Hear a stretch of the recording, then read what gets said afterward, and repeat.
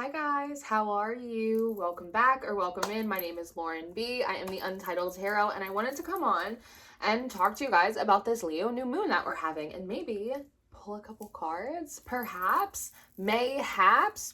So something that we've been talking about on Patreon this week is about the difference between Western tropic astrology and Eastern Vedic astrology, because we were noting how this entire Leo season thus far has felt really emotional, and I was explaining that in tropical and Western astrology it's seasonal. It doesn't necessarily map and follow like what's actually happening in the sky.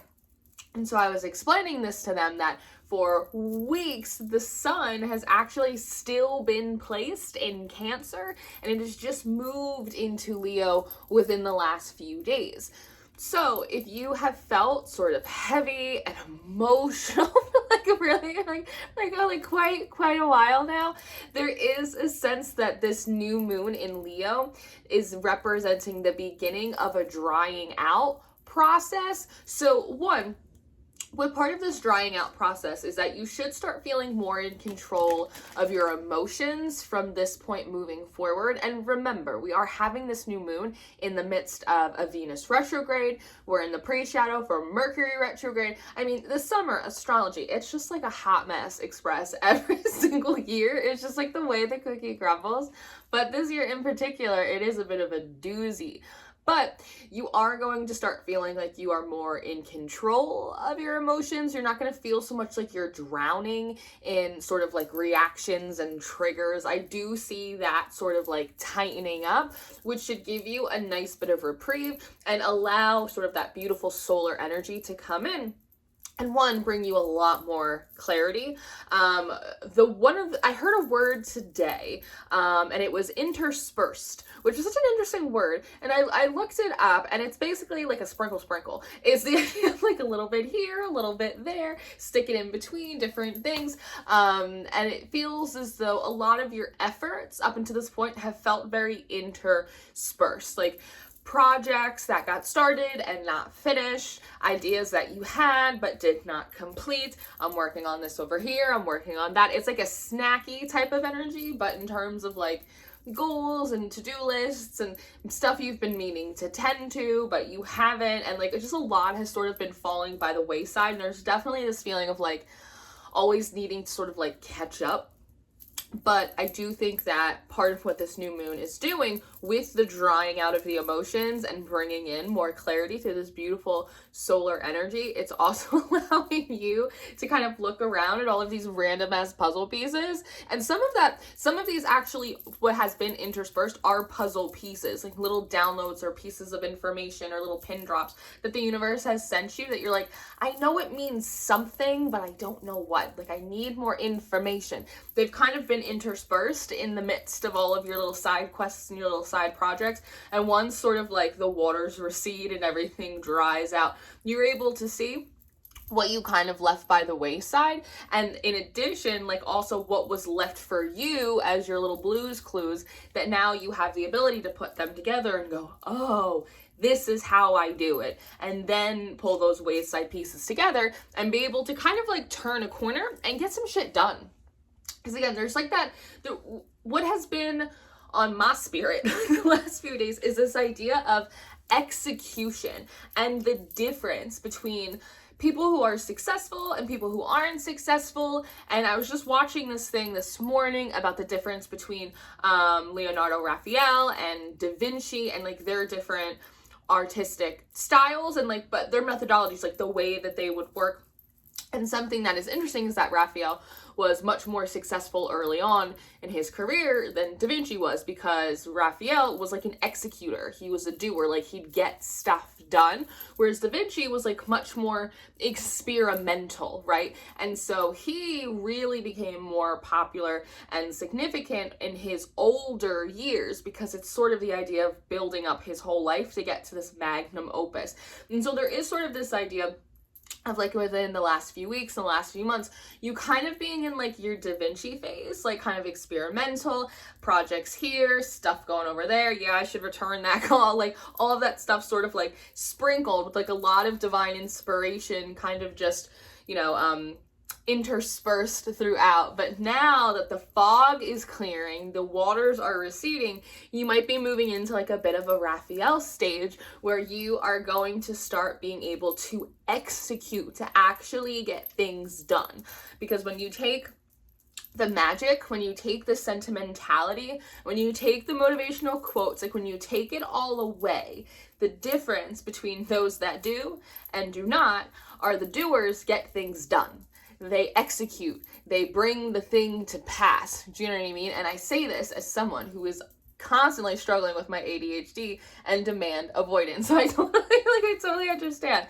But a lot of this also feels like it's like surrounding like decision making for you as well, because I'm seeing a lot of sword card in your pre-shuffle. So a lot of you, it's not even so much about picking up where you last left off, it's about figuring out where to pick up at all, where to even start. And it's the idea of having different thoughts or feeling pulled in a lot of different directions. So if that is the case, look at that. The Two of Wands and the Two of Pentacles, I'd say that tracks. I say the math is mathing on that one.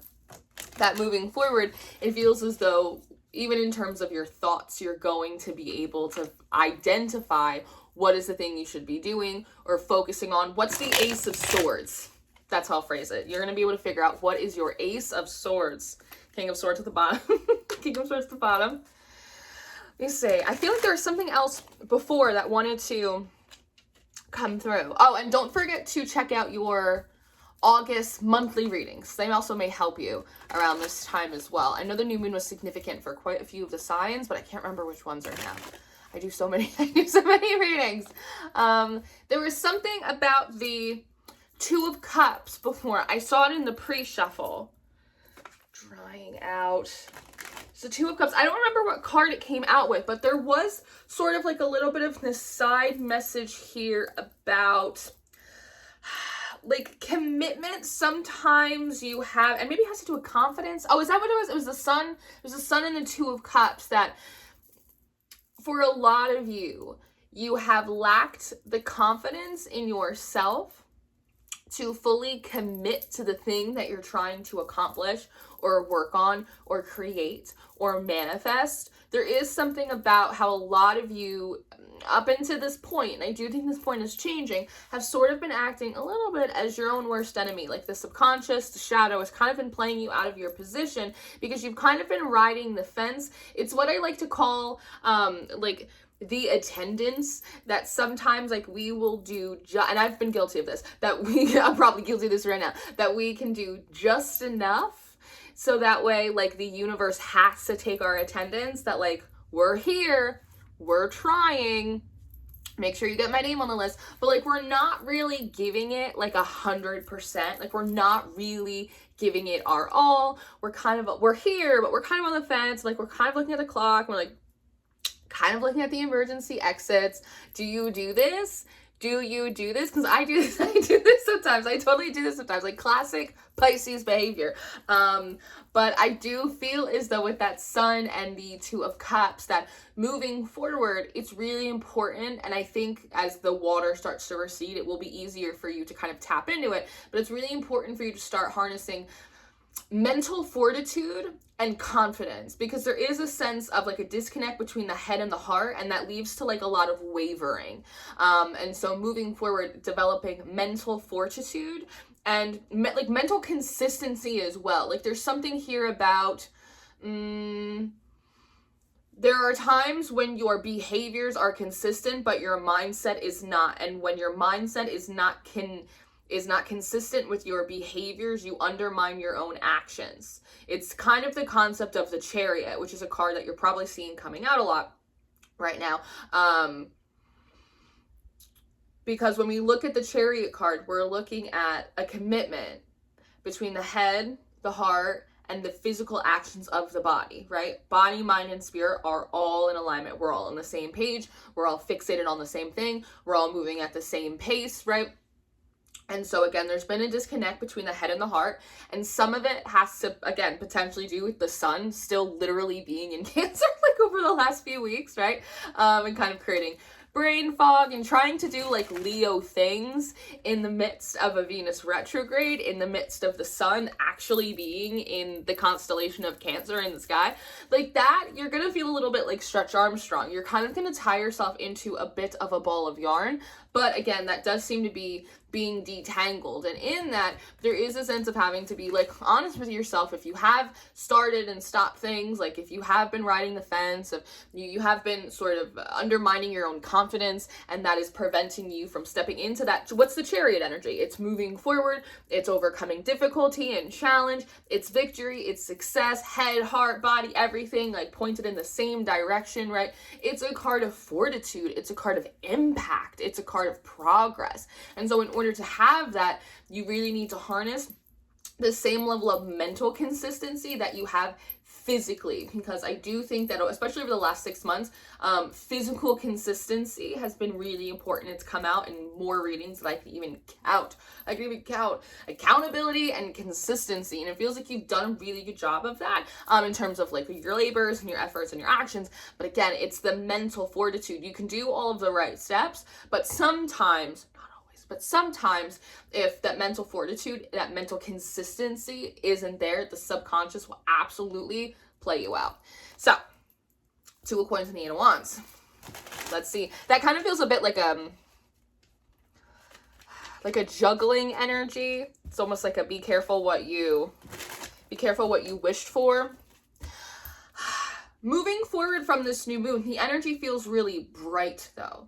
It feels really fresh, and it feels just with that 8 of Wands and that 2 of Pentacles, your capacity to multitask and get more things done really kind of moves into a bit of a hyperdrive. I do think like 2 weeks from now, you're going to look back to like maybe this reading and go, I actually did get a lot of shit done in the past 2 weeks. It's sort of like when you have ADHD or demand avoidance and you finally get yourself to do like that one task, and it takes like 5 minutes, or it takes like 15 minutes, and like it took you 6 months to make the phone call and it only took like a couple minutes. That's what this feels like. It's like a lot of like procrastination, stagnation, things started and kind of like left by the wayside, and all of a sudden it's like you get everything done in 2 weeks and you're like, wow, now what? Now what? And you know what, not for nothing, 7 of Swords, 8 of Cups, there is definitely a feeling here of recognizing the ways in which when you do not properly observe yourself, that you end up kind of like cheating yourself out of the movement or the advancement or the happiness that like you're really looking for. All right, hold on. Let's see. Who wants to come out of these cards? Something, oh yeah. Well, so something that was happening to me this morning as I've been going through your pre-shuffle is that the cards seem to be like falling like out of my hands, which is like really strange, you know. I have small hands, but I got a good grip, and it's sort of like a play on words with the idea of like things like just falling out of your hands, like you losing track of things, because again, the mental fortitude isn't always there, or like a lack of inner confidence is preventing you from holding on to things. Oh, thank you. Holding on to things more tightly. And now they're kind of talking a little bit about the necessity to protect your territory. If you think about Leo season, a new moon in Leo, think about a lion. Like lions are really protective over their cubs, over their territory, over their kills. And for a lot of you, you have gained like a certain amount of territory. It's not everything you want and you are working for, but you do have like a little slice of pie, and it feels like you, and maybe this has to do with that lack of confidence as well, you are not always properly protecting it. So a lot of this catch-up energy that we were talking about before has to do with the fact that you are always trying to patch up holes in your boat, as opposed to figuring out and protecting yourself from the thing that keeps poking holes in your boat. And that thing does feel external. So it could be a message about some of you really needing to be better about your spiritual hygiene and your protection and your wards and like all of this stuff. There is a feeling here of, and I feel it's so interesting, I feel it almost like running up like my esophagus, like all of like my energy centers like up and like out of my mouth. The idea of like you have to protect what it is that you've worked for. Like, why aren't you doing that? Like, why are you just leaving things to their own devices? Why aren't you locking the doors? Why aren't you protecting yourself? A lion would always protect itself. Even with the sun being in Cancer, even crabs have an exoskeleton. How come you were the only thing in nature that doesn't in any way think about self-preservation? You know what I mean? It's interesting. You know that meme of that guy and he's got like that big smile on his face and then he's kind of like, huh? And there's like these question marks over his head. That's the meme that's popping up in my head right now. So let's see. Oh, we have a lot coming out. Ace of Cups, that's nice. All right, so we have the Ace of Cups, we have the Five of Coins, and we have the Knight of Wands. So one, kind of what I want to say, where there are and have been areas of depression, and I mean that as compression, and I also mean that as depression, that those areas are getting a nice little cleaning out. That might sting a little. Partially because there are areas that you don't want to recognize, are still kind of wounded. There might be things where you told yourself, I don't care, when in actuality, like, you're still kind of bent out of shape about it. Those areas where there's some wounding or some scarring, like, they're gonna get a nice little washing out, as big lunations always do with this Ace of Cups. And again, it might sting a little bit, but with the Knight of Wands here kind of acting as that element of fire, it does feel a little bit like cauterizing it. And so again, if there's like one big sort of thorn in your side that you kind of like touch on from here or there, you tell yourself it's not a big deal, I don't care anymore, I've moved on, whatever. It does feel like maybe part of like what this new moon is gonna do for you is like, you know, it's a dark moon, so it's gonna go into all of those like crusty, dusty little cavernous places that you hide inside your spirit, and it's gonna pull that thorn right out of you, right? And that's gonna hurt, probably. It's gonna sting like a bitch. But then we're gonna put some water on it. So again, you might have a little bit of like an emotional purge and release, and then you might have a little bit of that cauterization, and that fire may come through as like anger. But it can also come forward as clarity, as like a clearing out, a burning things up. But much like a cauterization, it's going to kind of sting and burn at first when you like address it, because these things are holding you back. Otherwise, we would just let the skin grow over them. So they have to be taken out. But after that, it feels like the throb will go away. It's like when you have a wound and like it's not fatal, but something still like hurts you, and you kind of like brush it off, but over time it like throbs. It's like on a rainy day and like your ankle starts to click because it's like your arthritis starts acting up, right? It's like, it's kind of, you might have a bit of anger, you might have a bit of sadness, you might have a bit of purging, right? That's kind of inspired by the healing energies of this new moon. But after that, like once sort of the scab heals, it's not gonna like throb and bother you moving forward the way that like it has over the past months. And the cool thing about this Knight of Wands that I like, feels like in areas where there has been depression, they're going to get a really nice injection of excitement. So areas where previously like you lost some hope, it feels like Leo season and this Leo new moon is kind of reintroducing hope back into the secret sauce for you in a way that it hasn't. It feels like you've maintained sort of like a very baseline level of hope to keep you going, but there are certain areas that you kind of have given up on. Like for some of you it's relationships, and all of a sudden like you might start feeling, even though it's a Venus retrograde, like the retrograde will end, it always does, you might start feeling a little bit like, well, maybe I will download the app, or like, I don't know, like maybe I do want love. I don't, you know how we get as people. So it feels a little bit like that. So like areas that you've given up on, maybe it's love, and all of a sudden you're kind of looking around like, well, maybe I could have a happy ending, or maybe it's your business and you're like, maybe I could take a class and get my shit together, right? It's like these little areas where it's like, wait, like maybe I can do it. You know, what's that song?